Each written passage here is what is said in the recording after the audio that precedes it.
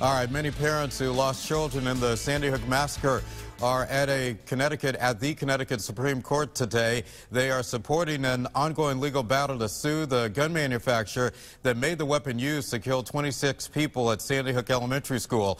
9 families of the Newtown victims allege the company was negligent. News 8's Ken Pierce outside the courthouse in Hartford this midday with the very latest. Good afternoon, Ken.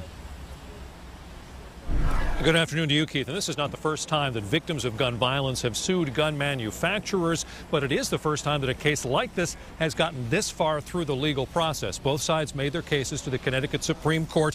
They finished up just a few minutes ago. Now, one survivor of the shooting and the families of 9 victims of the shooting at Sandy Hook Elementary are suing the manufacturer of the Bushmaster assault rifle used to kill 20 children and 6 educators. It is a tough thing to argue in court, and this case was actually thrown out of a lower court, mainly because federal law says gun makers cannot be held liable for crimes committed with their guns.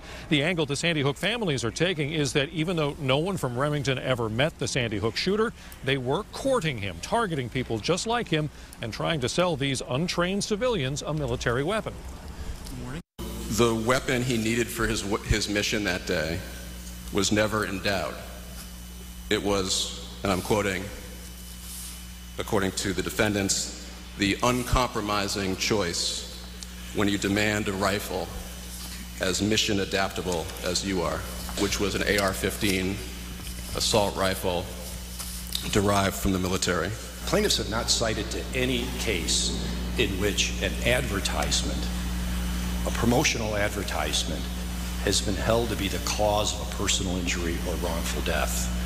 You know, advertisements are commercial speech. They involve First Amendment protection. And is there anything... Remington also argued the gun maker never met the shooter and had no way to know he was mentally ill and that his mother would give him access to the Bushmaster.